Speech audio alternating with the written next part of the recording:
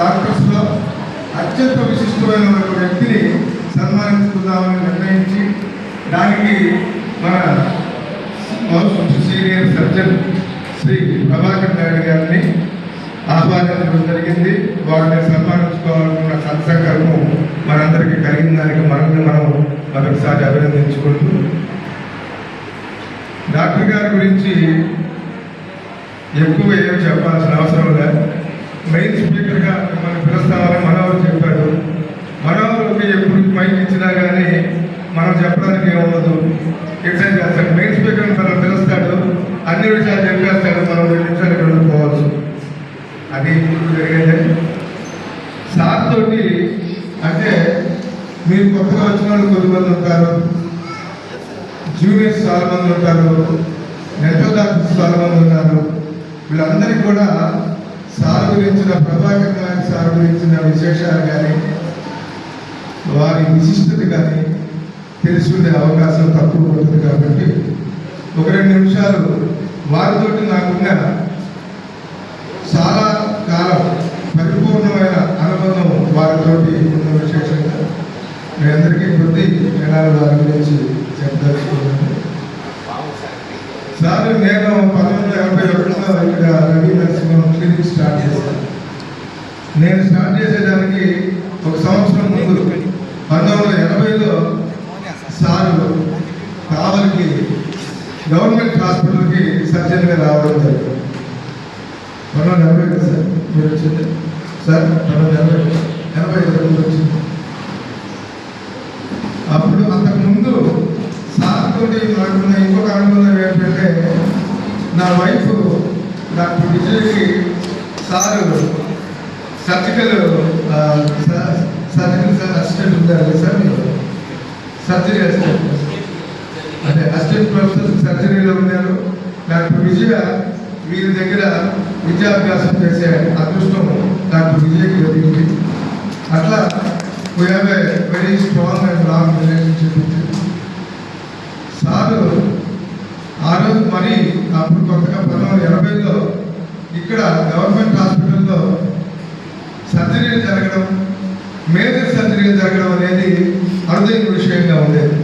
అంటే అనస్థిస్ట్ ఉండేవాళ్ళు కాదు, దానికి తగిన పరికరాలు కానీ తగిన వాతావరణం కానీ కావలిలో 1980లో కావలిలో లేదు. డాక్టర్ సార్ వచ్చిన తర్వాత గవర్నమెంట్ హాస్పిటల్ రూపురేఖగా మారింది. ఎందుకంటే నేను అప్పుడు రెగ్యులర్గా సార్ దగ్గరికి వెళ్తుండేవాడు. ఒక 4 రోజులు 5 రోజులు ఒకసారి పోయి సార్తో కొద్దిసేపు కూర్చొని వస్తుండేవాడు. రాత్రి యూ డోంట్ బిలీవ్ ఇట్, రాత్రి 3-4 గంటల దాకా గవర్నమెంట్ హాస్పిటల్లో ఓపీ ఉండేవాడు, క్యూ ఉండేవాడు. మధ్యలో సర్జరీ చేసి వచ్చి 5 నిమిషాల గ్యాప్, 2వ కేసు రెడీ అయిపోయిన లోపల 5 నిమిషాల గ్యాప్లో మళ్ళీ వచ్చి ఒక 20 మందిని చూసి మళ్ళీ పోతూ ఈ రకంగా అన్ని మేజర్ సర్జరీస్. అప్పుడు నెల్లూరు నుంచి ఒక అనస్థిస్ట్ సార్ కోసం వచ్చేవాళ్ళు. నెల్లూరు నుంచి వచ్చి అనస్థిస్ట్ భానుమూర్తి ఇంకొకనే ఉండేవాళ్ళు, సంకప్ప భానుమూర్తి. నెల్లూరు నుంచి సార్ సర్జరీస్ కవర్ చేయడానికి కోసం వచ్చేవాళ్ళు. రాత్రంతా ఇక్కడ పనిచేసి ఉదయం వెళ్ళేవాడు. అద్భుతమైన అంటే మనం లెక్క పెట్టలేని, ఎవరు కూడా వాళ్ళ జీవిత కాలంలో చేయలేని మేజర్ సర్జరీస్ మన కళ్ళు ముందున్న ఈ మహానుభావుడైన సర్జన్ చేయడం జరిగింది. ఇది మనకి చాలా గర్వకారణం. ఎందుకంటే కొన్ని వేల సర్జరీస్ లెక్క పెట్టలేవారు. అప్పటి నుంచి ఎన్ని సర్జరీస్ చేశారో. తర్వాత కూడా నాకు సార్కి నేను కావలిలో నేను మొట్టమొదటి అనస్థిస్ట్గా కావలిలో క్వాలిఫైడ్ అనస్థిస్ట్గా నేను వచ్చాను 1988. నేను ఫస్ట్ అనస్థిస్ట్ని. సార్కి అప్పుడు అనస్థిషియాకి పోయేటప్పుడు నీ కేసులన్నీ పూర్తి చేసుకొని సాయంత్రం 8 గంటలకు రమ్మని చెప్పేవాడు. 8 గంటల నుంచి థియేటర్ స్టార్ట్ అయ్యేది. రాత్రి 1 గంట 2 గంటల దాకా నాకు ముందు 2 కేసులు ఉన్నాయని చెప్పేవాడు. నేను 2 కేసులకి నా వైఫ్ తోటి 10 గంటలకు వస్తానని చెప్పేవాడు. ఆ 2 గంటలు వచ్చి ఒకరికి వస్తా ఉండేవాడు. నర్సులు కింద నుంచి సార్ పలానా వచ్చారు, డిస్ట్రిక్ట్ వచ్చారు, టీవీ వచ్చారని ప్రిపేర్ చేయండి అనుకునేవాడు. ఇదే రకంగా అప్పటికప్పుడు రావడం, అప్పటికప్పుడు సర్జరీ. ప్రతిరోజు రాత్రి నుంచి 3 గంటల దాకా నాకు పడ్డది. ఒక టైంలో డాక్టర్ విజయ తిరుపతి దేవుడికి కూడా ముక్కునింది. ఈయన అనస్థీషియా ప్రాక్టీస్ కానీ పోతే ఎంతో సంతోషంగా ఉంటుంది కానీ దేవుడికి కూడా మొక్కున్న సందర్భం నాయుడు గారి వల్లనే జరిగింది. మిగతా వాళ్ళకి పొద్దున పూట పోయేవాడిని, బాబోయ్ గారికి కానీ నరసింహం గారికి కానీ సారు రాత్రిపూట ఆ రకంగా ఎంతో అద్భుతమైన, మళ్ళీ అప్పుడు కూడా ఒక అయిపోవడం, మళ్ళీ మేము రెడీ చేసుకునే లోపల ఒక 10 నిమిషాలు షార్ట్ న్యాప్ తీసుకునేవాడు, మళ్ళీ మేము సర్జరీకి వచ్చేవాడు. అద్భుతమైన ఒక పవర్, ఒక డెడికేషన్. ఆ రోజు కూడా నేను చాలాసార్లు చూసేవాడిని. He used to refer his text book, surgical text. ఎప్పుడు ఆయన 40 ఎన్నో సంవత్సరాలు వేల సర్జరీలు చేసిన తర్వాత కూడా ఆ పక్కన రూమ్ ఉండేది, యాంటీ రూమ్లోకి వచ్చి సార్ సర్జరీ బుక్ రెఫర్ చేసుకుని వెళ్తున్నారు. నేను చాలాసార్లు అడిగాను, మీరు ఎందుకు సార్ ఈ పుస్తకం చూసేది, ఇంకా మీరే పుస్తకం రాయొచ్చు కదా, మీరు పుస్తకం చూసేది ఎందుకని. కాదు రవి, ప్రతిసారి కూడా మనల్ని మనం స్థిరం చేసుకోవాలి, డాక్టర్గా మనం ఎక్కడ ఒక నాన్ స్టెప్ కూడా వేయకుండా సర్జరీలో చేయాలనేవాళ్ళు. అంతేకాకుండా చాలా ధైర్యంగా చేసేవాళ్ళు సర్జరీ, అద్భుతమైన ధైర్యం, ఎవరిని చూడలేదు. పేషెంట్ బ్యాడ్ అవుతుంది సార్, పల్స్ లేదు, బీపీ పోయింది, హార్ట్ రెడీగానే వచ్చింది, హార్ట్ ఆగిపోతుందంటే పర్లేదులే, నువ్వేం కంగారు పడద్దు, నీ పని ఉంది, నేను లోపల నుంచి హార్ట్ మసాజ్ ఇవ్వడానికి ప్రయత్నిస్తాను, చేస్తానన్న సందర్భాలు ఎన్నో ఉన్నాయి. అంటే ఎటువంటి దానికి కూడా భయం అనేది లేకుండా వాళ్ళకి పూర్తిగా మధ్యలో సర్జరీ ఆపన్స్ అని చెప్పిన సందర్భాలు కొన్ని ప్రాస్టేట్ సర్జరీ అయితే మధ్యలో సార్ ఇతనితో అయ్యేది కాదు, అప్పుడు ప్రాస్టేట్ ఇంట్రడ్యూసే సార్, ప్రాస్టేట్ ఇంట్రడ్యూస్ కూడా రెగ్యులర్గా చేసేవాళ్ళు. అంటే అప్పుడు వేగాన్ని తీసుకున్నాయి, విజయ వేగాన్ని తీసుకుని చేయడానికి సార్ ఒక్కరే చేసేవాళ్ళు. అప్పుడు మాకున్న చాలా తక్కువ, ఇక్కడ ఒక ఏ మాత్రం పరికరాలు లేవు, ఒక మానిటర్ లేదు, ఏమి లేవు, వాయిస్ లేవు, మానిటర్ లేవు, గ్యాసెస్ లేవు, ఏమి లేని పరిస్థితుల్లో నన్ను టేబుల్ కిందకి ఇచ్చేయమనేవారు. వేగాన్ని మీకు టేబుల్ కిందకి తెచ్చాము. ఆ టైంలో ఈ రోజు కూడా పూర్తిగా హెడ్ డౌన్ చేసి చేయడం అనస్థెటిక్ చాలా కష్టమైన విషయం. అప్పుడు నేను చెప్పేవాడిని, సార్ ఇది చాలా రిస్కీ, మీరు వేగస్ కరువు పట్టుకునేటప్పుడు వేగం బ్లాకేట్ వస్తుంది, మనం రికవర్ చేయలేమంటే వేగాన్ని తర్వాత చూద్దాం, ఏదైనా చూసుకుందాం అనేది. అంత పేషెంట్కి 100% న్యాయం చేయాలి సర్జరీలో. మనం ఒప్పుకున్న సర్జరీ, అతనికి అవసరమైన సర్జరీని టోటల్గా చేసి మనం బయటకు రావాలి ఎప్పుడున్నా కానీ అన్న ఒక మంచి ఆలోచన. అంటే సర్జరీకి డాక్టర్కి చాలా అవసరం, పేషెంట్ పట్ల నిబద్ధత, పేషెంట్ పట్ల ఒక ఇష్టం అనేది చాలా అవసరం. అది నాయుడు గారిలో చాలా 100% కన్నా ఎక్కువ నేను చూసేవాడిని. అట్లా సర్దిగా నాకు ఆయనతో ఉన్న అనుభవాలు. ఆ తర్వాత కూడా ఎన్నో వేల సర్జరీస్ కావాలపట్నంలో ప్రైవేట్ హాస్పిటల్ బిజినెస్ ద్వారా కూడా చేశారు. కొత్త సర్జరీస్ తీసుకొచ్చేవాళ్ళు, కొత్త డాక్టర్లని కావాలని పరిచయం చేశారు, ఎంతోమంది డాక్టర్ని కావాలని పరిచయం చేశారు. కొన్ని వందల స్పెషలిస్ట్ క్యాంపుల్ని నాయుడు గారు కండక్ట్ చేయడం జరిగింది. కొన్ని వందల దాటి స్పెషలిస్ట్ క్యాంపులు నెల్లూరు నుంచి, చెన్నై నుంచి, అపోలో హాస్పిటల్ నుంచి ఎంతమందిలో తీసుకొని వచ్చి ఇక్కడ ఆయన సొంత డబ్బులతోటి మందులు ఇవ్వడం, ఫెసిలిటీలు ఇవన్నీ కూడా చేసేవాళ్ళు.